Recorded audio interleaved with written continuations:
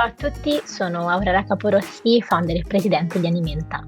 Animenta è una realtà che si occupa su tutto il territorio nazionale di prevenzione, sensibilizzazione e supporto nell'ambito dei disturbi del comportamento alimentare. Animenta nasce dalle storie delle persone che hanno sofferto di questa malattia, ma anche dalle voci e dalle parole di tutte le persone che hanno vissuto accanto. L'idea di creare Animenta nasce in realtà dalla mia esperienza personale, perché a 16 anni ho sofferto di anoressia nervosa. Nasce in particolare per creare tutto quello che mi è mancato quando mi sono ammalata. Nel mondo dei disturbi del comportamento alimentare, nonostante ci siano più di 4 milioni che soffrono di queste patologie, mancano cure. Mancano strutture, mancano professionisti che sappiano prendere in cura sia la persona e anche la famiglia. Creare una realtà come Animenta in un settore come questo significa soprattutto fare rete. Fare rete tra altre associazioni, tra società scientifiche, istituzioni, professionisti e anche aziende.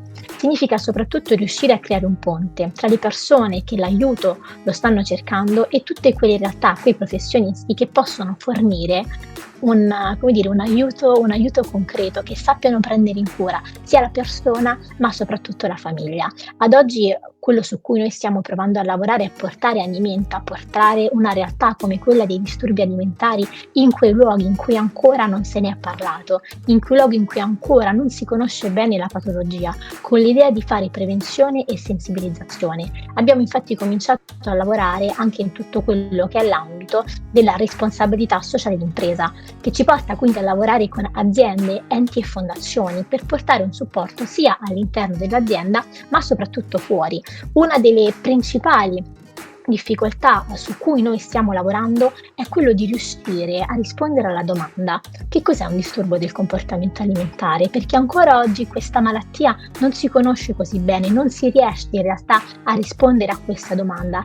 Non possiamo e non dobbiamo aspettare il sito perfetto, il copy perfetto, l'azienda perfetta, il team perfetto, perché come ci insegna Fiorenza Sarzanini, anche se la perfezione non esiste, la sua ricerca esista.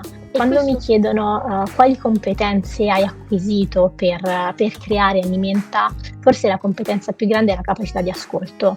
Quando crei una realtà, quando insieme a te collaborano tantissime persone, è assolutamente importante sviluppare la capacità di ascolto verso quello che è il tuo team, di persone che sono accanto a te, che hanno creduto per prime nella tua realtà, e che è assolutamente importante sentire in senso attivo, quindi che a volte nel costruire una realtà ci prendiamo i pezzi, e come mi insegna mia nonna, 4 occhi sono sempre meglio che 2.